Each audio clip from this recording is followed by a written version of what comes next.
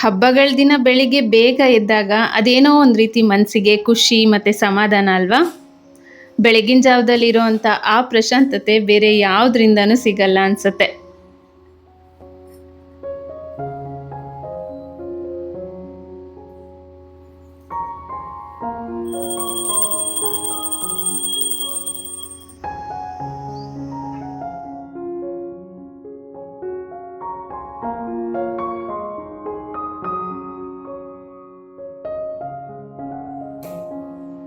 ರಾತ್ರಿ ಎಲ್ಲ ಆರಾಮಾಗಿ ನಿದ್ದೆ ಮಾಡಿ ಬೆಳಿಗ್ಗೆ ಆ ಫ್ರೆಶ್ ಮೂಡಲ್ಲಿ ಎದ್ದಾಗ ನಮಗಿರೋ ಅಂಥ ಎನರ್ಜಿ ಒಂದು ರೀತಿ ಖಾಲಿ ಸ್ಲೇಟ್ ಥರ.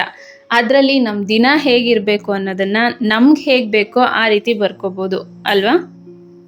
ಹಲೋ ನಮಸ್ತೆ, ನಾನು ನಿಮ್ಮ ಪ್ರೀತಿಯ Prema Shankar. Welcome back to another beautiful vlog. Actually ನಮ್ಮ ಹಿಂದೂ ಹಬ್ಬಗಳೆಲ್ಲ ಯಾವಾಗಲೂ ಎರಡೆರಡು ದಿನವೇ ಬರುತ್ತೆ. ಮೇ ಬಿ ಅದು ನಮ್ಗೆ ಅನುಕೂಲ ಆಗಲಿ ಅಂತನೋ ಅಥವಾ ಯಾರಿಗೆ ಯಾವತ್ತು ಬೇಕೋ ಆ ದಿನ ಪೂಜೆ ಮಾಡ್ಕೊಳ್ಳಿ ಅಂತನೋ ಗೊತ್ತಿಲ್ಲ. ಏನಂತೀರಾ? I am just joking. ಈ ಸಾರಿ ಈ ಅಕ್ಷಯ ತೃತೀಯ ಸಂಡೇ ಬೆಳಿಗ್ಗೆ ಅಂದರೆ ಭಾನುವಾರ ಬೆಳಿಗ್ಗೆ 10:49 ಸ್ಟಾರ್ಟ್ ಆಗಿ ಎಂಡ್ ಆಗಿದ್ದು ಮಂಡೇ ಬೆಳಿಗ್ಗೆ 7:27. ಸೊ ನಿನ್ನೆ ಸಂಡೇ ಇತ್ತು. ಮಕ್ಕಳು ಈ ರಜದಲ್ಲೂ ಕೂಡ ಸಮ್ಮರ್ ಕ್ಯಾಂಪಿಗೆ ಹೋಗೋದ್ರಿಂದ ಡೈಲಿ ಕ್ಲಾಸಸ್ ಇರುತ್ತೆ. ಹಾಗಾಗಿ ಎಲ್ಲೂ ಹೊರಗಡೆ ಕರ್ಕೊಂಡು ಹೋಗೋದಕ್ಕೆ ಆಗಿರಲಿಲ್ಲ ಅಂತ ಹೇಳಿ ನಿನ್ನೆ ಕಂಪ್ಲೀಟ್ಲಿ ಅವ್ರಿಗೆ ಅಂತಲೇ ಟೈಮ್ ಕೊಟ್ಟು ಅವರನ್ನು ಸ್ವಲ್ಪ ಹೊರಗಡೆ ಎಲ್ಲ ಕರ್ಕೊಂಡು ಹೋಗಿ ಸುತ್ತಾಡಿಸ್ಕೊಂಡು ಬಂದ್ವಿ. ಹಾಗಾಗಿ ಇವತ್ತು ಬೆಳಿಗ್ಗೆ ಅಂದರೆ ಮಂಡೇ ಬೆಳಿಗ್ಗೆ ನಾನು ಪೂಜೆನ ಮಾಡಿಕೊಂಡೆ. ಈ ಅಕ್ಷಯ ತೃತೀಯ ಪೂಜೆ ಅಂದ್ರೇ ಲಕ್ಷ್ಮೀ ದೇವಿ ಪೂಜೆ ಅಲ್ವಾ? ಯೂಶಲ್ ಆಗಿ ಲಕ್ಷ್ಮೀ ಪೂಜೆನ ಬೆಳಗಿನ ಜಾವ ಬ್ರಾಹ್ಮಿ ಮುಹೂರ್ತದಲ್ಲಿ ಮಾಡಿದ್ರೆ ತುಂಬ ಒಳ್ಳೆಯದು ಅಂತಾರೆ. ಬಟ್ ನಮ್ಮ ಅನುಕೂಲನ ನೋಡಿಕೊಂಡು ನಮಗೆ ಈ ಬೆಳಗಿನ ಜಾವದಲ್ಲಿ ಮಾಡೋದಕ್ಕಾದರೆ ಮಾಡ್ಬೋದು. ಇಲ್ಲ ಅಂದರೆ ಒಂದು ಒಳ್ಳೆ ಟೈಮಿಂಗ್ಸ್ನ ಕೇಳಿ ಆ ಟೈಮಲ್ಲಿ ಕೂಡ ನಾವು ಮಾಡ್ಕೋಬೋದು. ಇವತ್ತು ಬೆಳಗ್ಗೆ 4 ಗಂಟೆಗೆ ಎದ್ದೆ. ಬಟ್ ಹೊರಗಡೆ ನೋಡಿದ್ರೆ ಇನ್ನೂ ತುಂಬಾ ಕತ್ಲಿತ್ತು. ಅದಕ್ಕೆ ಫಸ್ಟು ಮನೆಯೆಲ್ಲ ಕ್ಲೀನ್ ಮಾಡ್ಕೊಂಬಿಡೋಣ, ಆಮೇಲೆ ಹೊರಗಡೆ ಹೋಗಿ ಕ್ಲೀನ್ ಮಾಡ್ಕೊಳ್ಳೋಣ ಅಂತ ಹೇಳಿ ಮನೆಯೆಲ್ಲ ಗೂಡಿಸಿ ನೆಲ ಒರೆಸ್ಕೊಂಡು ಆಮೇಲೆ ಹೊರಗಡೆ ಹೋಗಿ ಅಲ್ಲೂ ಕೂಡ ಕ್ಲೀನ್ ಮಾಡಿ ರಂಗೋಲಿನ ಹಾಕಿ ಬಂದು ಸ್ನಾನ ಮಾಡಿಕೊಂಡು ಆಮೇಲೆ ಪೂಜೆಗೆ ಒಂದೊಂದಾಗೆ ರೆಡಿ ಮಾಡ್ತಾನೆ ಒಂದು ಸೈಡಲ್ಲಿ ನೈವೇದ್ಯನೂ ಕೂಡ ಮಾಡೋದಕ್ಕೆ ಇಟ್ಕೊಂಡೆ. ಹೌದು, ನಾವು ಬೆಳಿಗ್ಗೆ ಎದ್ದು ಯಾವಾಗಲೂ ಮನೆ ಮುಂದೆ ರಂಗೋಲಿನ ಹಾಕ್ತೀವಿ. ಆದರೆ ಅದರ ಹಿಂದೆ ಇರೋವಂಥ ಸೈನ್ಸು ಎಷ್ಟು ಜನಕ್ಕೆ ಗೊತ್ತು ಹೇಳಿ? ಆ್ಯಕ್ಚುಲಿ ನಾವು ರಂಗೋಲಿ ಹಾಕೋದ್ರಿಂದ ನಮ್ಮ ನರ್ವ್ಸ್ಗೆ ಅದು ತುಂಬ ಒಳ್ಳೆಯದು. ಯಾಕಂದರೆ ಅದು ನಮ್ಮ ಫಿಂಗರ್ ಟಿಪ್ಸ್ಗೆ ಆಕ್ಯುಪ್ರೆಷರ್ ಥರ ವರ್ಕ್ ಮಾಡುತ್ತೆ. ಹಾಗಾಗಿ ನಮ್ಮ ನರ್ವ್ಸ್ನೆಲ್ಲ ಅದು ಚೆನ್ನಾಗಿ ಸ್ಟಿಮ್ಯುಲೇಟ್ ಮಾಡುತ್ತೆ. ಹಾಗೆ ಇನ್ನೊಂದು ಬೆನಿಫಿಟ್ ಏನು ಅಂದರೆ ನಾವು ರಂಗೋಲಿ ಹಾಕುವಾಗ ಇಡೋವಂಥ ಡಾಟ್ಸು ಹಾಗೆ ಹಾಕುವಂಥ ಲೈನ್ಸು ನಮ್ಮ ಬ್ರೈನಲ್ಲಿರುವಂಥ ಥಾಟ್ಸ್ಗಳನ್ನು ಸಾರ್ಟ್ ಔಟ್ ಮಾಡಿ ನಮ್ಮ ಕನ್ಫ್ಯೂಷನ್ಸ್ನ ಕ್ಲಿಯರ್ ಮಾಡುತ್ತಂತೆ. ಅದಕ್ಕೇ ನಮ್ಮ ಹಿರಿಯರು ಬೆಳಿಗ್ಗೆ ಎದ್ದ ತಕ್ಷಣ ಮನೆ ಮುಂದ್ಗಡೆ ಗೂಡಿಸಿ ರಂಗೋಲಿನ ಹಾಕಿ ಅಂತ ಹೇಳಿರೋದು. ಅವ್ರ ಥಾಟ್ಸಿಗೆ ನಾವು ಡೆಫಿನೆಟಾಗಿ ಹ್ಯಾಂಡ್ಸ್ ಆಫ್ ಹೇಳಲೇಬೇಕಲ್ವಾ? ಎಲ್ಲದ್ರ ಹಿಂದೆ ಏನಾದರೂ ಒಂದು ರೀಸನ್ ಇದ್ದೇ ಇರುತ್ತೆ. ಬಟ್ ನಾವು ಅದನ್ನು ಕರೆಕ್ಟಾಗಿ ಅರ್ಥ ಮಾಡ್ಕೋಬೇಕು. ಏನಿವೆ, ಈಗ ಈ ಪೂಜೆ ವಿಷಯಕ್ಕೆ ಬರೋಣ. ವರಮಹಾಲಕ್ಷ್ಮಿ ಪೂಜೆ ಅಂದರೆ ಅದು ಒಂದು ವ್ರತ ಅಂದಮೇಲೆ ಅದಕ್ಕೆ ಅದರದ್ದೇ ಆಗಿರೋವಂಥ ನೇಮ ನಿತ್ಯಗಳೆಲ್ಲ ಇದ್ದೇ ಇರುತ್ತೆ. ಅದನ್ನು ನಾವು ಸ್ವಲ್ಪನೂ ಚಾಚು ತಪ್ಪದೆ ಫಾಲೋ ಮಾಡಲೇಬೇಕು. ಆದರೆ ಈ ಅಕ್ಷಯ ತೃತೀಯ ದಿನ ಮಾಡೋ ಅಂಥ ಪೂಜೆ ಬಂದು ಒಂದು ಪೂಜೆ ಅಷ್ಟೇ. ಇದನ್ನು ನಮ್ಮ ಮನಸ್ಸ ಇಚ್ಛೆ ನಮಗೆ ಇಷ್ಟ ಆಗೋ ಥರ ನಾವು ಖಂಡಿತ ಮಾಡ್ಬೋದು. ಇದಕ್ಕೆ ಇದೇ ಪ್ರೊಸೀಜರಲ್ಲೇ ಮಾಡಬೇಕು ಅಂತ ಡೆಫಿನೆಟ್ಟಾಗಿ ನನಗನ್ಸೋ ಮಟ್ಟಿಗೆ ಯಾವುದೇ ರೂಲ್ಸು ಇಲ್ಲ. ಇವತ್ತಿನ ದಿನ ರಾಜಯೋಗ ಇರುತ್ತೆ ಅಂತಾನೆ ತುಂಬ ಜನ ಗೃಹ ಪ್ರವೇಶ, ಮದುವೆಗಳು ಹಾಗೆ ಇನ್ನು ಒಳ್ಳೊಳ್ಳೆ ಕಾರ್ಯಗಳನ್ನ ಇವತ್ತು ಮಾಡ್ತಾರೆ. ಇನ್ನು ಇವತ್ತಿನ ದಿನ ಅಕ್ಷಯ ಕುಂಡನ ಮನೆಯಲ್ಲಿ ಸ್ಥಾಪನೆ ಮಾಡಿದ್ರೆ ಒಳ್ಳೆಯದು ಅಂತಾರೆ. ಹಾಗಾಗಿ ನಾನು ಕೂಡ ಇದನ್ನು ಒಂದು 5-6 ವರ್ಷದಿಂದ ಫಾಲೋ ಮಾಡ್ಕೊಳ್ತಾ ಬರ್ತಾ ಇದ್ದೀನಿ. ನನಗೆ ನನ್ನ ಫ್ರೆಂಡ್ ಅಮ್ಮ ಒಬ್ಬರು ಇದನ್ನು ಹೇಳಿದರು, ಮಾಡು ಚೆನ್ನಾಗಾಗತ್ತೆ ಅಂತ ಹೇಳಿ. ಆವಾಗಿಂದ ನಾನು ಮಾಡ್ತಾ ಇದ್ದೀನಿ. ನಮ್ಮ ಮನೆಯಲ್ಲಿ ನಮ್ಮ ಅಮ್ಮನೂ ಇದನ್ನು ಮಾಡಿಲ್ಲ, ಹಾಗೆ ನಮ್ಮ ಅತ್ತೆನೂ ಕೂಡ ಇದನ್ನು ಮಾಡಿಲ್ಲ. ಮನೆಗೆ ಒಳ್ಳೇದಾಗತ್ತೆ ಅನ್ನೋ ಒಂದು ಒಳ್ಳೆ ಉದ್ದೇಶದಿಂದ ನಮ್ಮ ಮನೆಯಲ್ಲಿ ನಾನು ಇದನ್ನು ಸ್ಟಾರ್ಟ್ ಮಾಡಿದ್ದೀನಿ. ಸೊ ನಿಮಗೂ ಮಾಡೋವಂಥ ಇಂಟ್ರೆಸ್ಟ್ ಇದ್ದರೆ ಡೆಫಿನೆಟಾಗಿ ನೀವು ಕೂಡ ಮಾಡ್ಬೋದು. ಈ ಅಕ್ಷಯ ಕುಂಡನ ಸ್ಥಾಪನೆ ಮಾಡೋದಕ್ಕೆ ಪಂಚಲೋಹದ್ದು ಅಥವಾ ತಾಮ್ರದ್ದು ತಂಬಿಗೆ ಬರುತ್ತಲ್ವ, ಅದನ್ನು ಯೂಸ್ ಮಾಡ್ಬೋದು.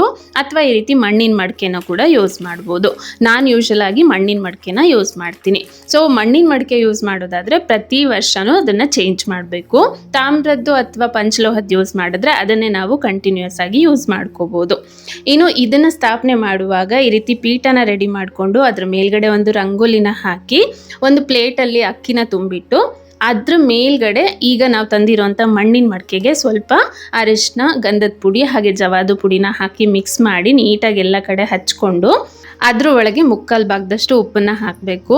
ಮನೆಯಲ್ಲಿ ಯೂಸ್ ಮಾಡಿರೋಂಥ ಉಪ್ಪನ್ನು ಹಾಕಬಾರ್ದು, ಫ್ರೆಶ್ ಆಗಿ ತಂದೇನೆ ಯೂಸ್ ಮಾಡಬೇಕು. ಸೊ ಈಗ ಇದಕ್ಕೆ ಉಪ್ಪನ್ನು ಹಾಕಿದ್ದೀನಿ. ನೆಕ್ಸ್ಟ್ ಅದ್ರ ಮೇಲ್ಗಡೆ ಸ್ವಲ್ಪ ಕುಂಕುಮ, ಅರಿಶಿನ ಹಾಗೆ ಜವಾದು ಪೌಡರು ಮತ್ತು ಸ್ವಲ್ಪ ಗಂಧನ ಹಾಕಿ ನೆಕ್ಸ್ಟ್ ಒಂದು ಕೆಂಪು ಬಟ್ಟೆನಲ್ಲಿ ಬಂಗಾರ, ಬೆಳ್ಳಿ, ಪಂಚಲೋಹ, 11 ರೂಪಾಯಿ ಹಾಗೆ ಒಂದು ಕೆಂಪು ಹೂವನ್ನ ಇಡಬೇಕು. ಸೊ ಬಂಗಾರ ಬೆಳ್ಳಿ ಇಲ್ಲ ಅಂದರೆ ಅಟ್ಲೀಸ್ಟ್ ಪಂಚಲೋಹದ ಕಾಯಿನ್ ಸಿಗುತ್ತಲ್ವ, ಅದನ್ನಾದರೂ ಇಡಿ. ನಾನಿಲ್ಲಿ ಬಂಗಾರ ಮತ್ತು ಬೆಳ್ಳಿಗೆ ಅಂತ ಹೇಳಿ ನನ್ನ ಮಕ್ಕಳು ಚಿಕ್ಕವರಿದ್ದಾಗ ಗಿಫ್ಟ್ ಅಂತ ಹೇಳಿ ರಿಂಗ್ಸ್ನ ಕೊಟ್ಟಿರ್ತಾರಲ್ವ, ಅದನ್ನು ಇಟ್ಟಿದ್ದೀನಿ. ಸೊ ಇದಿಷ್ಟನ್ನು ಇಟ್ಟು ನೀಟಾಗಿ ಈ ಬಟ್ಟೆನ ಫೋಲ್ಡ್ ಮಾಡಿ ಈ ಕುಂಡದಲ್ಲಿ ಇಡಬೇಕು.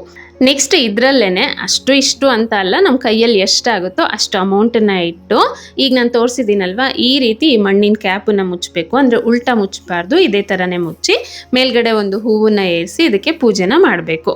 ಇನ್ನು ಇದಕ್ಕೆ ಪೂಜೆ ಮಾಡೋದಕ್ಕಿಂತ ಮುಂಚೆ ವಿಘ್ನ ನಿವಾರಕ ಗಣೇಶನಿಗೆ ಪೂಜೆ ಮಾಡಬೇಕು. ಯಾಕೆ ಅಂದರೆ ನಾವೀಗ ಮಾಡ್ತಾ ಇರುವಂಥ ಪೂಜೆನಲ್ಲಿ ಏನೇ ಸಣ್ಣ ಪುಟ್ಟ ದೋಷಗಳಾಗಿದ್ರೂ ಕೂಡ ಅದೆಲ್ಲ ನಿವಾರಣೆ ಆಗಲಿ ಅನ್ನೋದಕ್ಕೋಸ್ಕರ ಫಸ್ಟು ಗಣೇಶನಿಗೆ ಪೂಜೆ ಮಾಡೋದು. ನಾವು ಬೇರೆ ಯಾವುದೇ ಪೂಜೆ ಮಾಡಿದ್ರು ಈ ಪ್ರೋಸೆಸ್ನ ಕಂಪಲ್ಸರಿ ಮಾಡೇ ಮಾಡ್ತೀವಲ್ವ. ಸೊ ಇದರಲ್ಲೂ ಕೂಡ ನಾನು ಅದನ್ನೇ ಫಾಲೋ ಮಾಡ್ತಾ ಇದ್ದೀನಿ.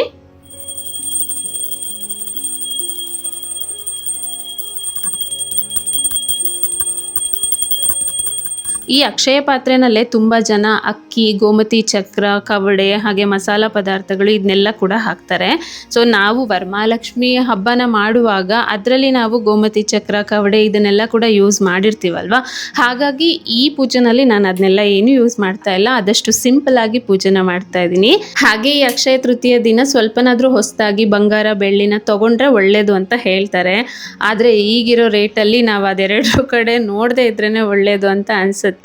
ಇನ್ನು ನಮ್ಮ ಜೀವನ ನಡೆಸೋದಕ್ಕೆ ಅದೆರಡು ಬೇಕು ಅಂತಾನೆ ಏನು ಇಲ್ಲ ಅಲ್ವಾ. ಹಾಗಾಗಿ ನಾನಿಲ್ಲಿ ಸ್ವಲ್ಪ ಬೇಳೆ, ಅಕ್ಕಿ ಮತ್ತು ಡ್ರೈ ಫ್ರೂಟ್ಸನ್ನು ದೇವ್ರ ಮುಂದ್ಗಡೆ ಇಟ್ಟು ಪೂಜೆನ ಮಾಡಿದ್ದೀನಿ. ಇನ್ನು ಪೂಜೆಗೆ ರೆಡಿ ಮಾಡ್ತಾನೆ ಸ್ವಲ್ಪ ಪೊಂಗಲ್ ಮಾಡಿದ್ದೆ, ಅದನ್ನೇ ದೇವರಿಗೆ ನೈವೇದ್ಯ ಮಾಡಿದ್ದೀನಿ. ಸೊ ಈ ರೀತಿ ಮಾಡೋದಕ್ಕಾದರೆ ಮಾಡ್ಬೋದು, ಇಲ್ಲಾಂದರೆ ಸ್ವಲ್ಪ ಕಲ್ ಸಕ್ಕರೆನ ಇಟ್ಟು ಕೂಡ ನಾವು ನೈವೇದ್ಯ ಮಾಡ್ಕೋಬೋದು. ಹಾಗೆ ಈ ರೀತಿ ಪೂಜೆ ಎಲ್ಲ ಮುಗಿದ್ಮೇಲೆ ಇದನ್ನು ಯಾವಾಗ ತೆಗಿಬೇಕು, ತೆಗೆದು ಎಲ್ಲಿಡಬೇಕು ಅಂತ ಅಂದರೆ ಸಂಜೆ ನೀವು ಪೂಜೆ ಮಾಡ್ತೀರಲ್ವ, ಅಂದರೆ ದೀಪ ಹಚ್ತೀರಲ್ವ, ಆ ಟೈಮಲ್ಲಿ ಇದನ್ನು ತೆಗೆದು ನಿಮ್ಮ ದೇವ್ರ ಮನೆಯಲ್ಲೇ ಯಾವುದಾದ್ರೂ ಒಂದು ಕಾರ್ನರಲ್ಲಿ ಇಟ್ಕೋಬೋದು. ಸೊ ಇದನ್ನು ನೆಕ್ಸ್ಟ್ ಇಯರ್ವರೆಗೂ ಇದೇ ಥರ ಇಟ್ಟು ಪೂಜೆನ ಮಾಡಬೇಕು. ಅಂದರೆ ನಾರ್ಮಲ್ ಪೂಜೆ ಮಾಡುವಾಗ ಜಸ್ಟ್ ಇದಕ್ಕೂ ಕೂಡ ಊದಿನ ಕಡ್ಡಿ ಬೆಳಗಿದ್ರೆ ಆಯಿತು. ಇನ್ನು ಈ ಅಕ್ಷಯ ಪಾತ್ರೆನ ಈ ರೀತಿ ಸಂಜೆ ಟೈಮಲ್ಲಿ ಎತ್ತಿಡುವಾಗ ಇದರಲ್ಲಿ ಎಕ್ಸ್ಟ್ರಾ ಇಟ್ಟಿರುವಂಥ ಅಮೌಂಟನ್ನು ನಾನು ಎತ್ತಿಟ್ಕೊಳ್ತೀನಿ. ಅದನ್ನು ನಂಗೆ ಯಾವಾಗ ಬೇಕೋ ಆವಾಗ ಯೂಸ್ ಮಾಡ್ಕೊಳ್ತೀನಿ. ಬಟ್ ಇದರಲ್ಲಿ ಹಾಕಿರೋ 11 ರೂಪಾಯಿ ಮಾತ್ರ ನೆಕ್ಸ್ಟ್ ಇಯರ್ವರೆಗೂ ಹಾಗೆ ಇರಬೇಕು. ಕೆಲವೊಂದು ಸಾರಿ ಇದರಲ್ಲಿ ಹಾಕಿರೋಂಥ ಉಪ್ಪು ನೀರು ಬಿಟ್ಕೊಳ್ಳುತ್ತೆ. ಆ ರೀತಿ ಏನಾದರೂ ಆದರೆ ಆ ಉಪ್ಪನ್ನ ಚೇಂಜ್ ಮಾಡಿ ಹೊಸ ಉಪ್ಪನ್ನ ಇದಕ್ಕೆ ಹಾಕಿ ಇದೇ ಪ್ರೊಸೀಜರಲ್ಲೇ ಪೂಜೆ ಮಾಡಿಕೊಂಡ್ರೆ ಆಯಿತು. ಬಟ್ ನಾನು ಇಷ್ಟು ದಿನದಿಂದ ಮಾಡಿದ್ದೀನಿ ಅಲ್ವಾ, ಒಂದು ಸರಿ ಕೂಡ ಆ ರೀತಿ ಆಗಿಲ್ಲ. ಇದಿಷ್ಟು ನಮ್ಮನೆಯ ಇವತ್ತಿನ ಅಕ್ಷಯ ತೃತೀಯ ಪೂಜಾ ವ್ಲಾಗ್. ಐ ಹೋಪ್ ನಿಮ್ಗೆ ಇಷ್ಟ ಆಗಿದೆ ಅಂತ ಅಂದ್ಕೊಳ್ತೀನಿ. ಇಷ್ಟ ಆದರೆ please like, share and subscribe to my channel. ಮತ್ತೆ ಸಿಗೋಣ ಇನ್ನೊಂದು ಇಂಟ್ರೆಸ್ಟಿಂಗ್ ವ್ಲಾಗ್ ಜೊತೆ. ಅಲ್ಲಿವರೆಗೂ take care and thanks for watching. Bye.